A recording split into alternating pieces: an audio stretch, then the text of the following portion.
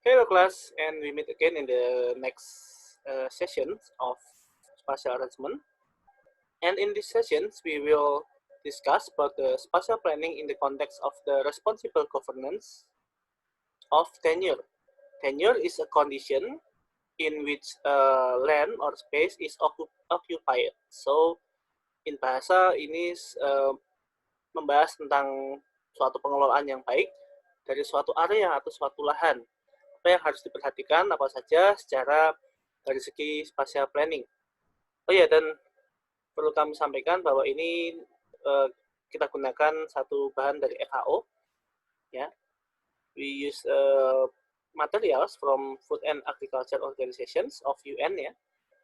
Which previously in the previous sessions we use a book chapter from UN Habitat, but for the sessions we will use from FAO, yeah, specifically for spatial planning explanations and the principles for spatial planning. It's different from the second lecture, yeah. We also discuss about the principles of planning, but this one is more specific for spatial planning and more detailed with a lesson learned from FAO, yeah, Food and Agriculture Organizations. Okay, I think it's quite straightforward, so I will not took a long time to give explanation for you. I will just give a mark and emphasize, highlight, yeah, to several keywords, yeah, that you need to understand. And I think we already used this as a quiz, yeah, in last session or 2 weeks ago, I think. Yeah, we already used this as a quiz. So let's us start with the introduction with the definition of spatial planning. Yeah, at first, let us consider a series of different aspects, yeah,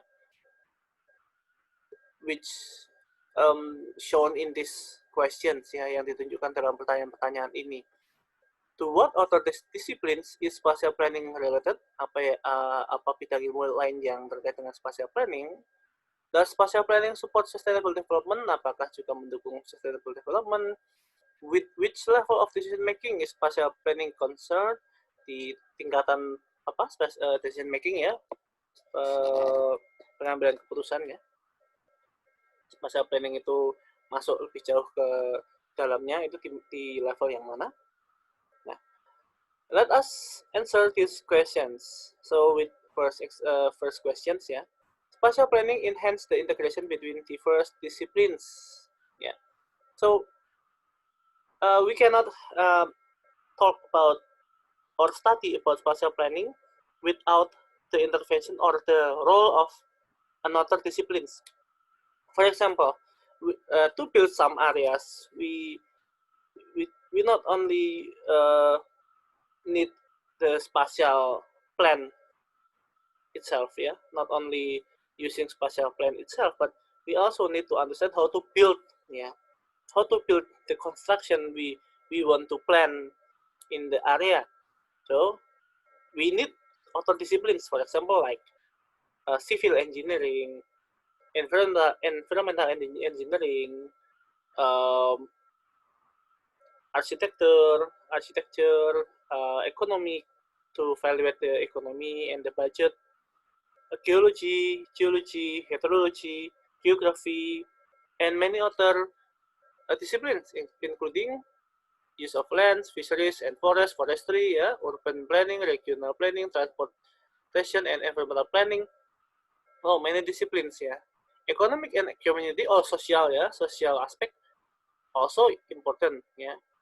So these are really important, need to be highlighted, yeah. Okay. Yeah. Spatial planning also support sustainable development. Yeah, so spatial planning is an iterative procedure carried out in order to create an enabling environment for sustainable development. Yeah, to enable environment for sustainable development, untuk menciptakan satu wadah, satu tempat yang tertata ya untuk mencapai sustainable development atau pembangunan berkelanjutan di berbagai bidang tadi ya. Okay. And the third questions, which level of decision making? It is public sector activity at all levels, so from top to bottom, in local, regional, national, and even international level. So we cannot just say that, okay, I will only plan in the local scale or just national scale. All of the other region must follow. We cannot say like that. Kita tidak bisa menentukan hanya di satu level saja, tidak bisa. Kita harus memastikan semua level ini, semua skala ini, scale of aspek tadi, berbagai skala, berbagai aspek tadi harus masuk dalam perencanaan. Need to be considered as part of the spatial planning itself. Yeah. So, what are the rules of spatial planning? Well, we can see that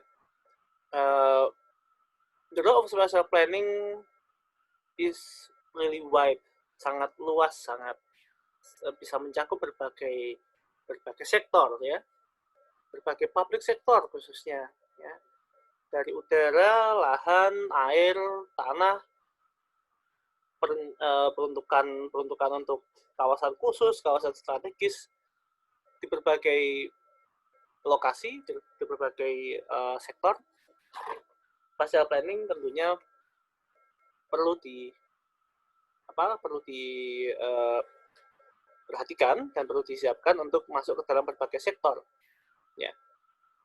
Kalau kita lihat dari definisinya, if we continue with the definitions, it is clear that spatial planning is to balancing different, often conflicting public and private interests. That is the key of spatial planning. So, spatial planning itself is to balance the public and private usage, conflicting needs from public and private, and to control and maintain the balance and the suitable objective for each of the area or space. Jadi intinya memberikan keseimbangan ya, karena tentunya peruntukan lahan atau pemanfaatan lahan itu bisa dibilang penuh dengan konflik ya, penuh dengan pertentangan, apalagi dari sektor publik, sektor private, bahkan di dalam sektor-sektor itu sendiri pasti memiliki pertentangan pemanfaatan lahan. Ya. Spatial planning dalam hal ini sebagai controlling dan satu arahan, untuk tepatnya satu pengarah gitu ya, untuk bisa mengintegrasikan antara public sector, private sector, dan berbagai key elements yang ada di spatial planning tadi. Konflik-konflik itu bisa muncul. The conflict can happen comes from different policies, ya, kebijakan yang beraneka ragam, pembangunan infrastruktur, environment, urban and rural development, yang tentunya masing-masing wilayah atau daerah itu berbeda satu sama lain. Semua memiliki needs ya, needs itu kebutuhannya. Semua memiliki tujuan, goal, visi misi masing-masing. Nah, inilah yang menyebabkan tantangan bagi spatial planning untuk bisa menyatukannya. So if we conclude ya, the aim of spatial planning, we can mention that aims of spatial planning are to manage rapid growth and urbanization and also large-scale investment, to manage, to ensure sufficient infrastructure, especially water and sewage and waste system. Ini yang utama ya, air, limbah, mungkin juga nanti ada listrik dan sebagainya. Avoid corruption and ad hoc decision making. Ya, untuk menghindari satu pengambilan keputusan yang hanya satu arah, ya, corrupt and ad hoc. Jadi kayak istilahnya hanya kepentingan satu pihak saja. Nah, kalau spatial planning kita sudah menerapkan satu spatial planning, itu seharusnya sudah mengakomodir berbagai pihak, berbagai sektor, dan berbagai stakeholders yang sekiranya masuk di dalam area tersebut, termasuk tentunya kepentingan dari masyarakat umum atau public needs ya. Yang keempat, ini cukup penting dan realistis ya, improve the linkage between urban and rural areas, jadi meningkatkan hubungan antara kota dan desa. Reduce environmental damage, nah ini yang penting juga, limits impact or mitigation of natural disasters ya. Untuk bencana, kita sudah pernah membahas di sesi yang lain ya, untuk bencana ya. Ensure sufficient availability of land, fisheries, and forest. Ya, untuk menjaga keseimbangan sumber daya alam agar cukup ya, cukup mencukupi bagi publik kebutuhan masyarakat. Enhance and protect natural resource, sumber daya alam, ini juga penting. And to adapt with climate change. Ya, ini juga masalah global ya. Bisa dibaca sendiri. So, what are the key principles? Well, according to the GIZ and UNICE, yeah, there are three key principles to examine in the spatial planning practice. Yeah. First is the dialogue base. Yeah.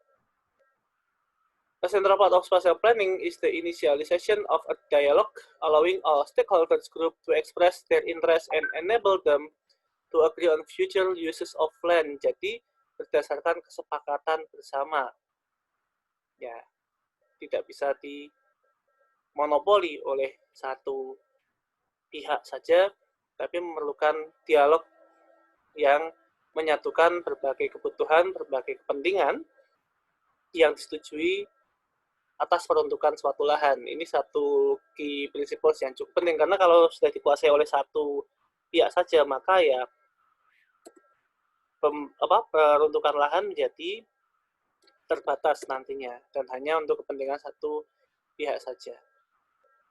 Yang kedua, inclusive process, all stakeholders group should be represent. Ya. Jadi semua yang terkait harus memiliki perwakilan. Ya. Dalam hal ini dari sisi lokal, non-governmental, dan sebagainya, itu harus memiliki peran dan dilibatkan. Ini secara bahasa gampangnya, stakeholders ini perlu dilibatkan. Ini bisa Anda lihat dari penyusunan RT/RW dan RDTR atau penyusunan dokumen-dokumen tata ruang. Itu prosesnya panjang dan melibatkan banyak pemangku kepentingan, baik dari lingkup lokal, masyarakat, perwakilan masyarakat, daerah, swasta, corporation, akademisi, dan sebagainya untuk masuk ke dalam proses penyusunan tata ruang ini. Jadi ini bukan semata-mata seperti apa ya, stakeholdersnya harus ini, itu bukan seperti itu ya, bukan terbatas seperti itu. Tapi stakeholders yang dimaksud di sini adalah semua pihak, bahkan dari top to bottom ya, yang sekiranya akan bersinggungan dengan rencana tata ruang yang akan dibuat, itu harus dilibatkan. Bukan hanya yang utama ya, bukan hanya yang tokoh-tokoh utamanya atau istilahnya pihak yang paling diuntungkan, bukan. Tapi semuanya. Ini Anda bisa lihat dari proses pembuatan RT/RW. Ini ada di sesi yang lain ya. Nanti mungkin di sesi yang dimana saya menjelaskan tentang RDTR, Anda bisa lihat di situ bahwa aspek yang harus dimasukkan dalam tata ruang itu cukup banyak ya, sehingga mencakup berbagai stakeholders. Yang ketiga, civic engagement. To ensure implementation of a spatial plan, the population should actively participate in the planning process. Nah, ini intinya hampir sama dengan inclusive process ya. Kalau ini mereka harus terlibat dalam prosesnya, kalau ini juga mereka harus masuk dalam setiap tahapan spatial planning process, including in the development of spatial planning proposals atau dokumen. Jadi melibatkan secara langsung dari populasi. Jadi artinya yang bukan terdampak tapi yang terlibat ya, atau yang berada di area yang akan dipetakan atau akan diperencanakan, masyarakat lah dalam hal ini. Kalau kita berbicara tata ruang suatu daerah ya, suatu kota atau kabupaten atau provinsi atau bahkan nasional, the population artinya ya semua yang berada di dalam area tersebut itu should actively participate in the planning process, harus engage ya, harus harus ikut andil atau ambil bagian dalam perencanaan tata ruang, bahkan sampai ke penyusunan dokumennya mereka harus memiliki perwakilan. Dan itu sudah diatur dalam undang-undang kita, ya, di undang-undang tata ruang itu juga sudah sudah dituliskan seperti itu atau di statement seperti itu ya, dengan di undang-undang sudah mulai diterapkan.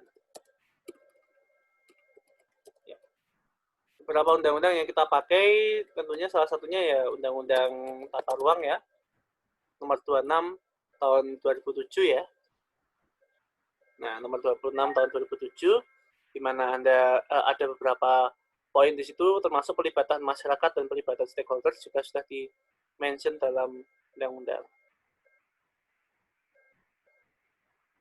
Nah, selain dari beberapa prinsip di atas, perencanaan tata ruang juga harus memperhatikan local conditions, local knowledge, and local strategies. Karena ini kaitannya dengan kesesuaian antara apa yang direncanakan dengan daerah yang akan dibuat atau diimplementasikan. Artinya bahwa kita harus memperhatikan atau consider ya, memperhitungkan local condition. Apakah yang akan direncanakan itu fit itu artinya match ya, atau cocok ya. Fit the technical, economic, and organizational capacity of the local population. Dan juga siap secara administratif, artinya si kawasan itu, daerah itu siap untuk mengelola dan mengatur nanti apabila diterapkan. Ya, ini yang menjadi pokok pentingnya. Local knowledge, ini ya, perlu adanya satu pemahaman dan pengetahuan nih, khususnya dari pihak yang terlibat, khususnya yang di dalam sini, di dalam area yang sedang direncanakan itu. They need to understand ya, mereka perlu memahami kompleks autochthonous knowledge of their natural environment, supaya mereka bisa memberikan kontribusi dan memberikan informasi dalam proses perencanaan. Jadi mereka harus tahu dulu secara pengetahuan dan pemahaman mengenai daerah mereka, mengenai apa yang akan dibangun atau dibuat, dan pengetahuan akan dampak dan juga benefit yang mungkin akan terjadi, sehingga mereka bisa memberikan informasi bagi pengembangan atau bagi perencanaan yang lebih fit and match tadi. Yang ketiga, local strategies. Jadi memang di setiap daerah itu pasti memiliki satu cara tersendiri ya untuk menyelesaikan masalah dan tantangan yang ada di satu daerah itu. Artinya spatial plan ini mengakomodir local strategies yang sudah pernah diterapkan dan berhasil.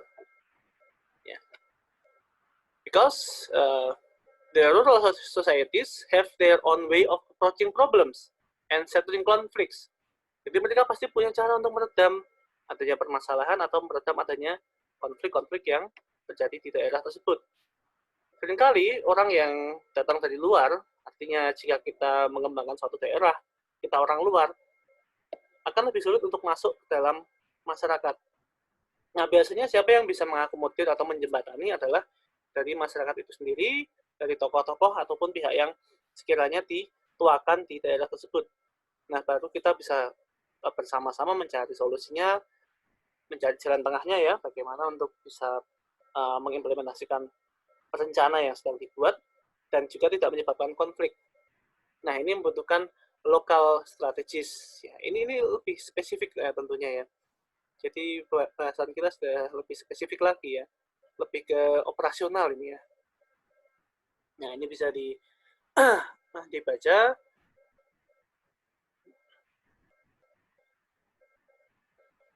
Ini terkait dengan laws and policy ya.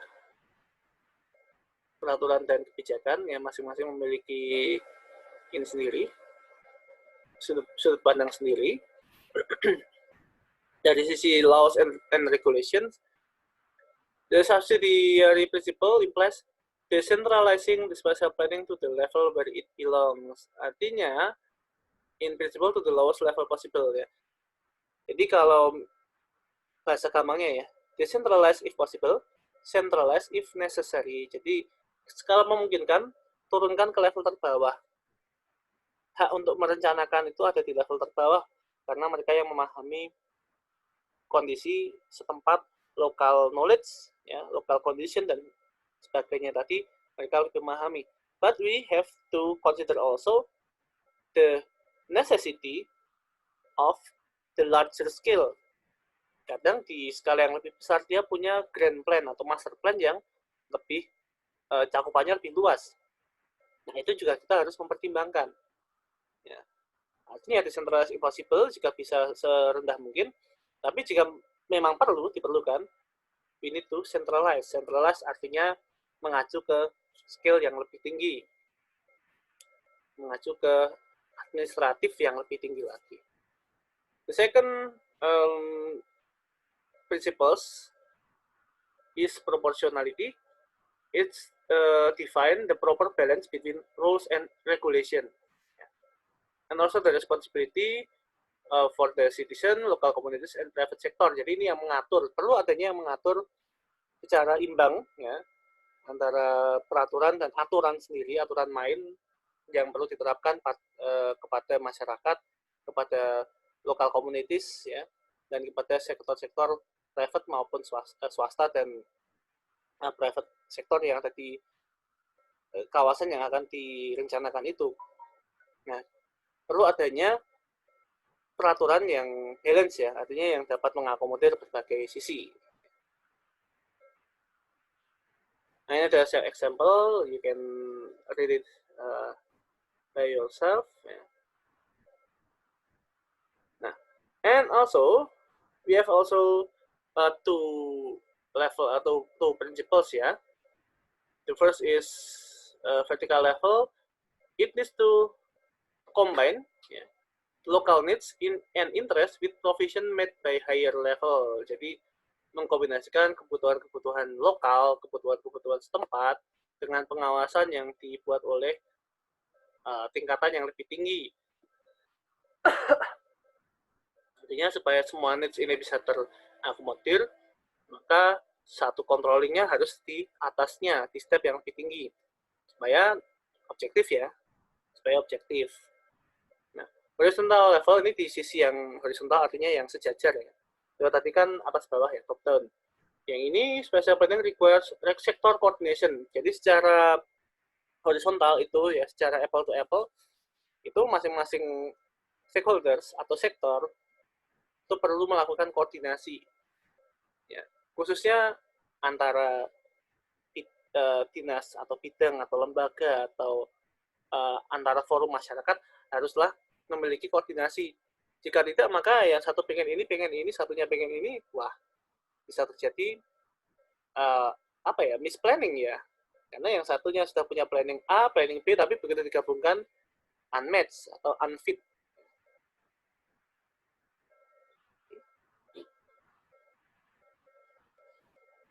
And the next principles is the stakeholder improvement and transparency. Nah, ini cukup realistis juga ya. Stakeholder improvement is how the organizational and technical capabilities of all the participants ya. Jadi bagaimana promote ya, bagaimana mengeluarkan ya, capability itu kemampuan ya, atau kapasitas atau kemampuan dari semua semua stakeholders yang terlibat to improve their capacity to plan and act. Jadi ini penting untuk meningkatkan daya pikir, kemampuan ya, capabilities ya dari semua yang terlibat supaya mereka memiliki kesempatan untuk membuat perencanaan dan aksi yang sesuai dengan kebutuhan. To improve their capacity to plan and act, tidak hanya plan, tapi juga act, artinya rencana tapi juga dilaksanakan. Nah, tanpa improvement ini biasanya plan saja tidak cukup. Plan saja bisa menyebabkan ya seringkali banyak rencana tapi malah tidak terrealisasikan. Ini perlu improvement, perlu skill building, knowledge building bagi semua yang terlibat. Yang kedua, transparansi intinya ya cukup jelas ya. Semua harus ditampilkan ya.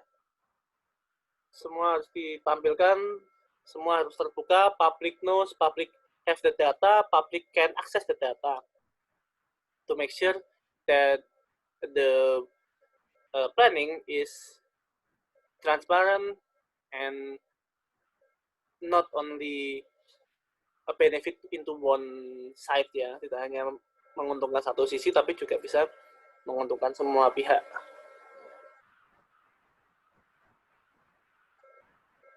Nah, prinsip yang lain for spatial planning ya.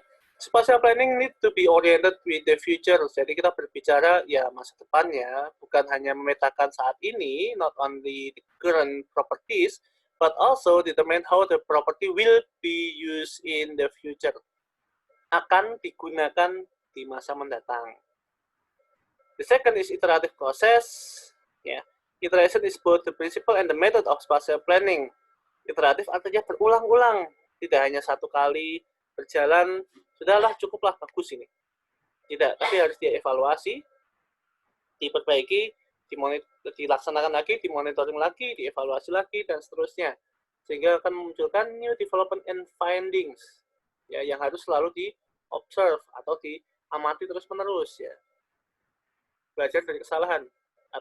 Ya sebisa mungkin sebelum melakukan kesalahan kita sudah memiliki langkah perbaikannya. We continue to the next chapter. It's a conclusion that the main spatial planning functions is to manage the competing interest and demands on land, fisheries, and forest. Ya, untuk memanage ya, berbagai competing itu artinya saling berlomba-lomba untuk menguasai ini ya, land, fish, forest, ya sumber daya alam lah. Nah, spatial planning is to manage ya, untuk menjaga atau mencegah terjadinya satu pemanfaatan yang berlebihan, nah, gitu ya. By using by made a development function, regulatory or restrictive function, and coordinative function. Mereka punya spatial planning punya 3 fungsi ini: fungsi untuk mengembangkan atau pembangunan, fungsi untuk regulatori atau untuk pengaturan, dan juga untuk koordinatif. Ini contohnya development function. Ya, dengan menggunakan spatial planning, we can create a new spatial development and create a new infrastructure and new urban areas. This is the development function ya. The second is regulatory function, which rules and regulation are developed, applied, and enforced ya. Dibuat, diterapkan, dan dipatuhi. Nah, ini fungsi regulatory. Yang ketiga, fungsi koordinasi. The plans of the various actors are coordinated by identifying priorities and providing a common direction. Jadi berbagai rencana, berbagai sektor yang terlibat tadi dikoordinasikan oleh satu pihak yang berwenang. Dalam hal ini biasanya akan diawasi oleh tata ruang atau Kementerian ATR ya dalam hal ini, yang akan dikoordinasikan dengan berbagai pihak, nanti terkait dengan ada yang terkait dengan PU, terkait dengan DLH, KLHK, dan sebagainya. Ini perlu fungsi koordinasi. Nah, di spatial planning sendiri biasanya semua sektor ini disatukan ya, brought together ya, to avoid conflict dan menciptakan sinergi ya. Nah, contohnya, for example, between plans on climate adaptation and plans on renovation of the drainage system, ya, dua-duanya bagus. Tapi kalau tidak digabungkan nanti jalan masing-masing. Yang satu bikin drainage, yang satu berusaha mengatasi perubahan iklim, mungkin dengan greeneries, dengan menciptakan hijauan, dengan ini, tapi tidak koordinasi. Alhasil yang sudah dibuat taman-taman itu, mungkin ada yang dibongkar lagi untuk membuat drainage misalnya gitu ya. Jadi ini harus koordinasikan. And the last words for this session ya,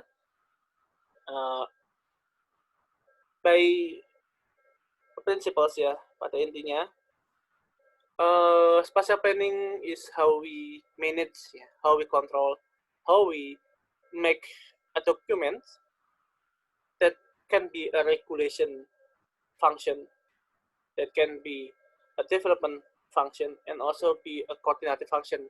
Bagaimana kita membuat suatu arahan, satu konkretnya adalah dokumen ya, suatu dokumen ya khususnya ya, secara konkret saya sampaikan ini secara konkret yaitu dokumen, suatu dokumen yang bisa mengatur ini, fungsi-fungsi ini ya, dia sebagai fungsi membangun, fungsi regulasi, dan juga fungsi koordinatif. Ini akan Anda dapatkan di dokumen tata ruang ya, bisa RT/RW, bisa RTTR, ya, bisa RTR kawasan dan sebagainya. Jika Anda nanti berkesempatan membaca atau melihat dokumen itu, Anda akan melihat bahwa 3 fungsi ini berada di setiap dokumen itu. Dan itu yang harus, dan secara peraturan perundang-undangan nasional harus muncul dalam dokumen tata ruang. Okay, so that's all for today's sessions. We meet again in the next sessions, and thank you for the attention. Yeah. Goodbye. Thank you.